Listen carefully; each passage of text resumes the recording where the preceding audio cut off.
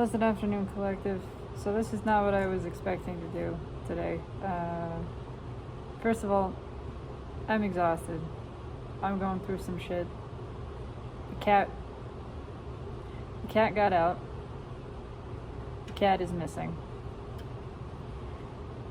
I've been cleaning and getting out of a building, a condo, for 2 weeks, and it's finally done, and it's just been a lot of going, and I've cried a lot today for many reasons. I had been so stuck in my head,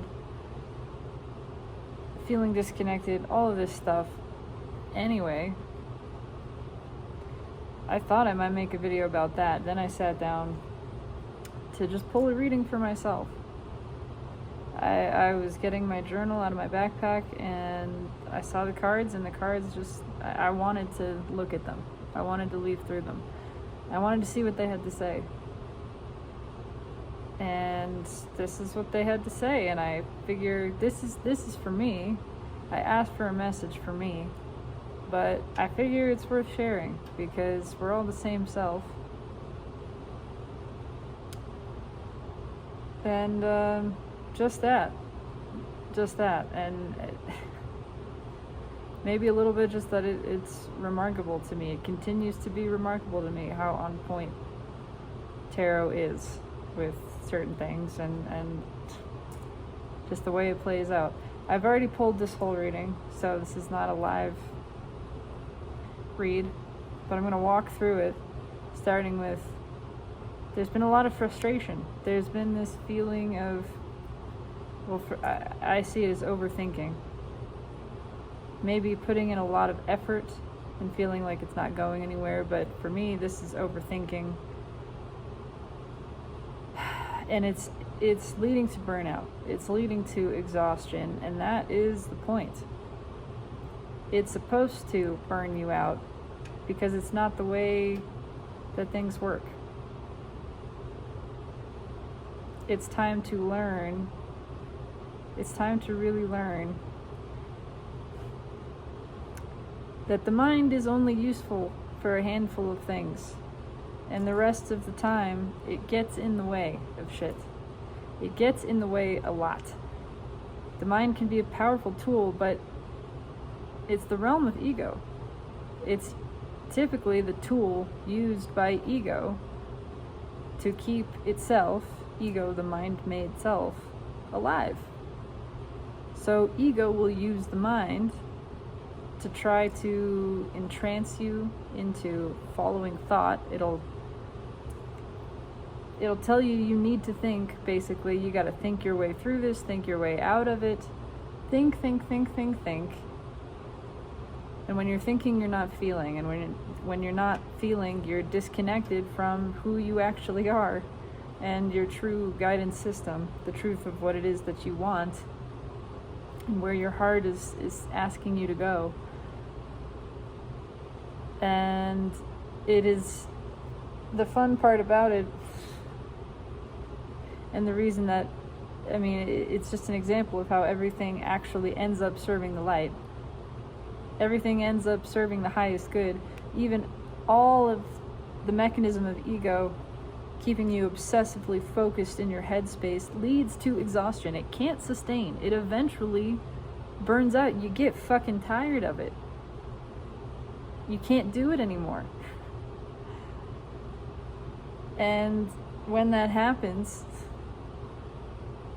you set it down. You finally reach the point where you make the decision. You say, I am tired of suffering, and all of this thinking is what's creating the suffering. I just want to follow my heart. I'm recognizing that the mind is full of shit. It's just wheels spinning up here, and it's not leading anywhere. It's a dead end. It's a wild goose chase. All of this thought that I've been following is just constructed to get me to follow it, to follow more thought. That's it. That's all it's doing. It's not teaching me anything. It's not showing me anything, except it's teaching me this, not to follow thought. And that's the whole lesson. That is the lesson. The lesson is to put down thinking and to follow feeling. And, you know, it's easy to beat up on yourself. It's easy for ego to beat up on itself, for me to hear the voice that says, God, have I not learned this by now? Really, truly? There's not a time limit on this. There's no tests that we can't take again in this lifetime, and it's not a test that we can fail. We're learning this lesson. It takes practice. The more we apply it, the better we get at it. It's not a one and done kind of thing. But right now, what the cards are saying to me is it's time. We're learning again this lesson of following emotion, following feeling, following feminine energy, trusting that energy overall. And it has to do specifically with an individual. I feel that. But it is an individual who is a representation of our own feminine energy. And so within and without, we're learning to follow and to trust feminine energy, emotion. It's been extremely taxing. It's taken a lot of courage. Strength card in the 3D. It's taken a lot of courage to follow, to move towards what it is that we want. To point at that and say, I know that I want this. My heart says I want this, and I'm moving towards it. Everything in the mental space, all of this old ego stuff, constructed identity, is rising up to challenge that, because it can't continue to exist. If we actually step forward, if we claim our prize, if we claim the dream, if we say, I see this is my dream come true and I am worthy of it, and we actually step forward and claim that, first of all, that takes a lot of courage. It takes a lot of courage to say, I want this, and this is mine.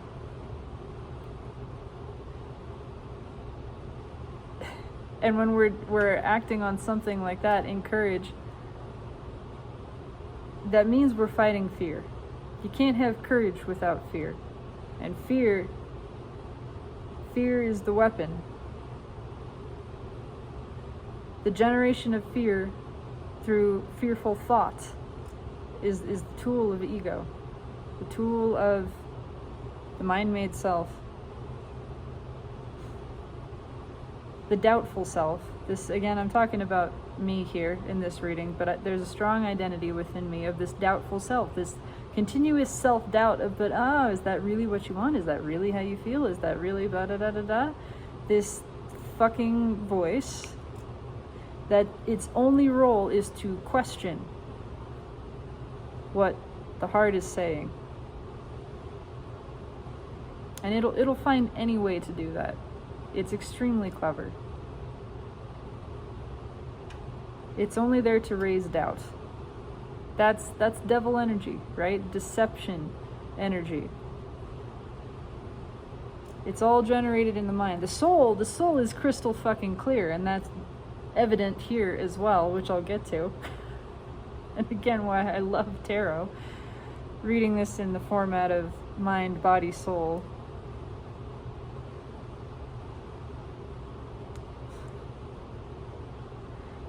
But it's just fascinating to see a lot of the courage has been facing just doubt, just a general sense of doubt.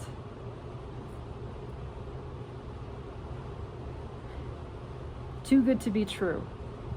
That's a big part of this. It seems too good to be true. You claim the dream, the thing that you asked for, the thing that you dreamed into being. And you dreamed it. It's from your dream. So it feels like a dream. And when you're stepping into that dream and saying, yes, this is mine, and it's feeling so fucking good, it's better than anything you've ever experienced. So it's exceeding your havingness level, as it's described in the book Existential Kink. It's exceeding your tolerance level for good feeling. This is more good feeling than you've ever experienced before, and it's more than your mind can tolerate. And so the mind freaks the fuck out. And it starts saying whatever it can say to get you out of that, because it's so uncomfortable with feeling so good. And it says it's too good to be true. It's too good to be true. How can this possibly be? Something is amiss here. And then because it's created that feeling, that thought of it's too good to be true, if you follow that thought, if you start to follow that thought, it generates anxiety. And then the anxiety tries to wrap back around and say, aha, I am the justification for, you see, something is wrong. Now I'm feeling anxious, something must be wrong. But the feeling of anxiety was created by the bogus thought of it's too good to be true. And it's trying to twist back around and justify itself and say it is too good to be true because now I'm feeling anxious. It's a load of shit. It's a load of shit. It's generated by ego entirely, King of Wands. Because ego is afraid. It's afraid here. It has no place here. And this doubtful self, this identity that it's created, cannot survive in the realm of trust and faith and love and security. Oh, the last thing ego wants is for you to become secure in yourself. That's the last thing ego wants. It doesn't want you to feel self-validated and worthy and trusting yourself and your own guidance and your own feeling over everything else. It doesn't want you to feel safe and confident in your being. Ego doesn't want that. It doesn't. It doesn't. Because then it's rendered obsolete. And ego cannot stand feeling unneeded, feeling unnecessary. To the ego, that is death. That equates death, the end of itself. So, as a fucked up backwards survival mechanism of ego, that which is designed to protect you, brings you down in order to protect itself. That is fucking wild. The thing that sprung forth to protect you has become so backwards and twisted in its programming that it is now bringing you down to protect itself, telling itself that that's protecting you.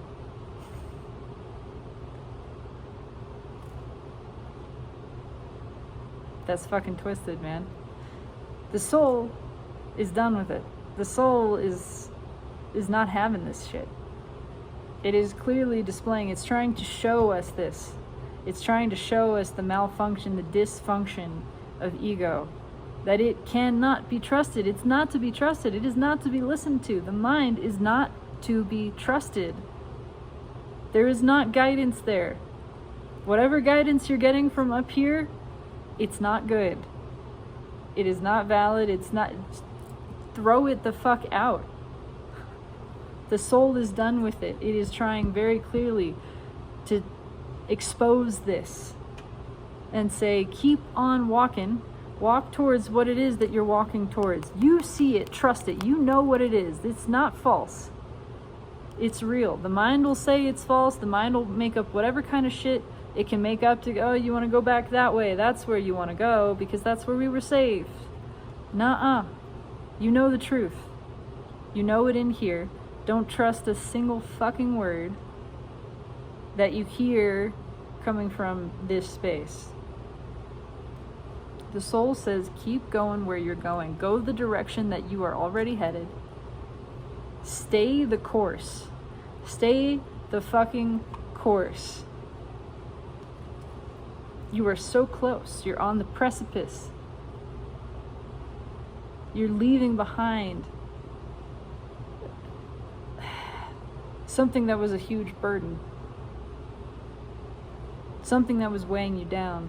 Something that was blocking you, keeping you from seeing what you were meant to see. First of all, you have it all. You are in the seat of power. There is nothing else that you need. You know it all, you have it all, you're doing it.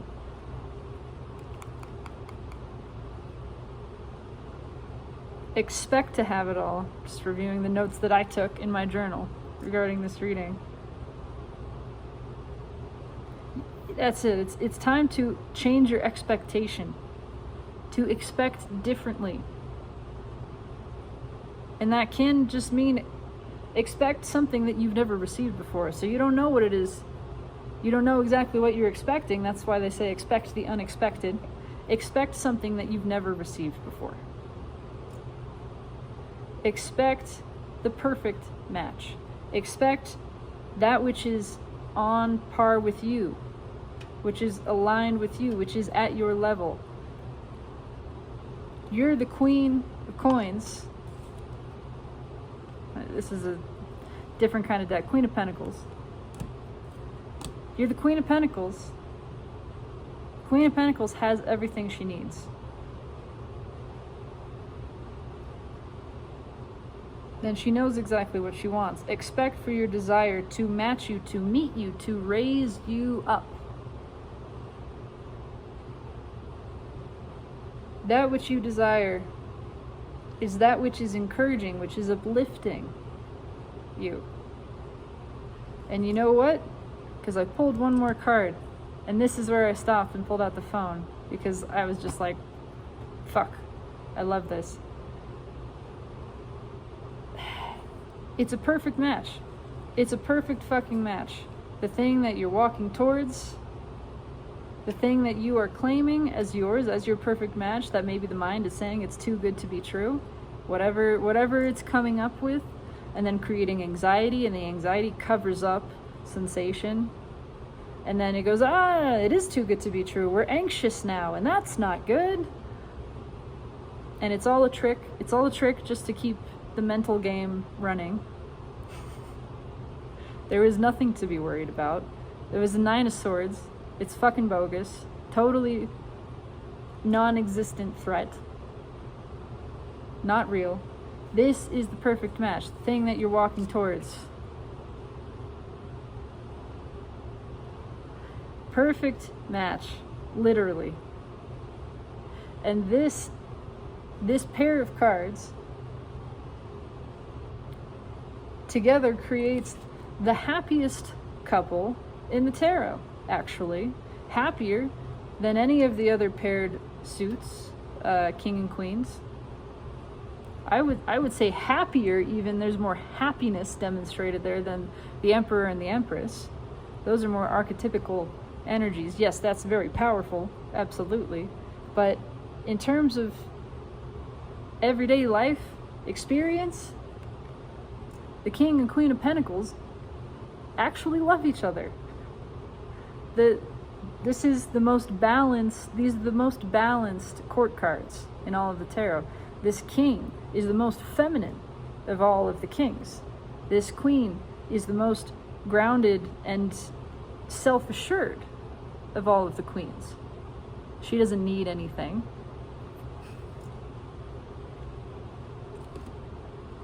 And he is generous, creative, intuitive, sensitive, sensual, tuned in.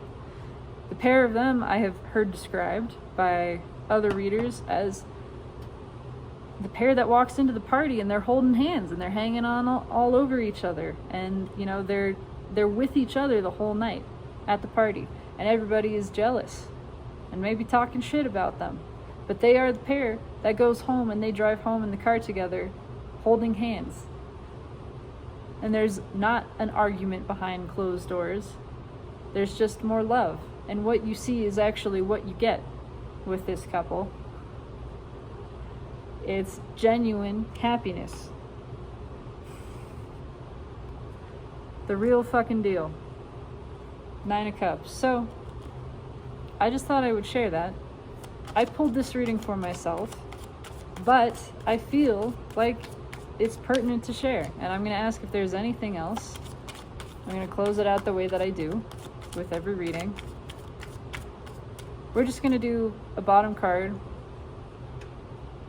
and a crossing card from the top. Bottom card and a crossing card from the top. That's the final message. Anything else that wants to be expressed here, because this is pretty crystal fucking clear to me. Queen of Swords, crossed by the Queen of Cups. what's under that Queen of Swords? The Nine of Cups. Still, right there. Let nothing fucking stop you. Make no bones about it. This is the real thing. Queen of Cups, the most love in all the tarot, holding the Ace of Cups. The Queen of Cups gives the Ace of Cups.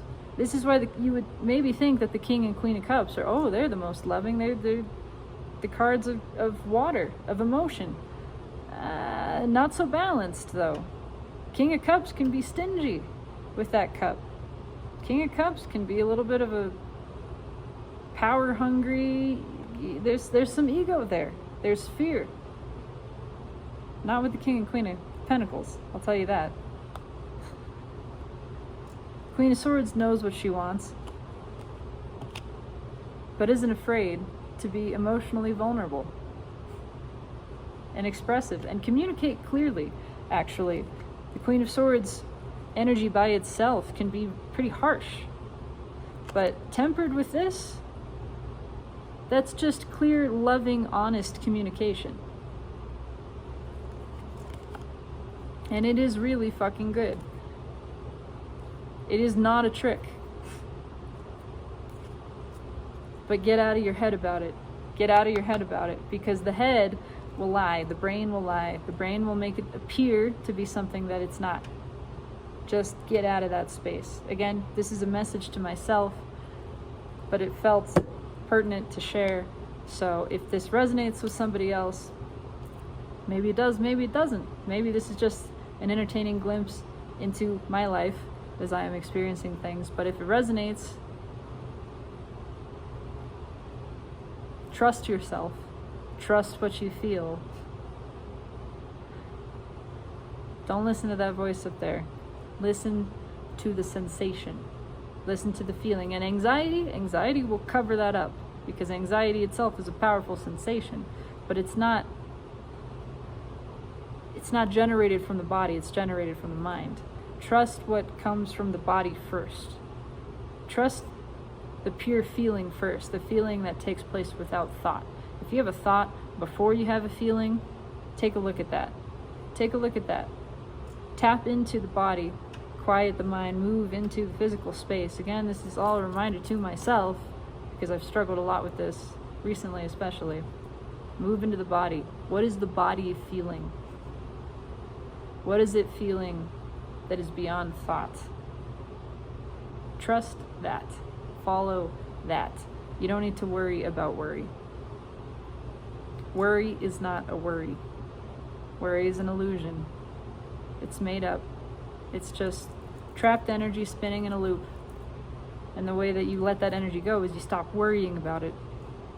So take the step at least of letting go of the worry about worry. Let it be there. It'll dissipate. It'll wear itself out. Believe you me, it will. You will get tired of following that endless trail and just say, I don't care. I'm done with that. It's meaningless. It can keep spinning as long as it wants to spin. I'm not going to engage with it anymore. I'm going to engage down here, because here's where it's at. And this is the real thing. And it is solid fucking gold. And always, through every vector of time and space, I love you. Take it easy.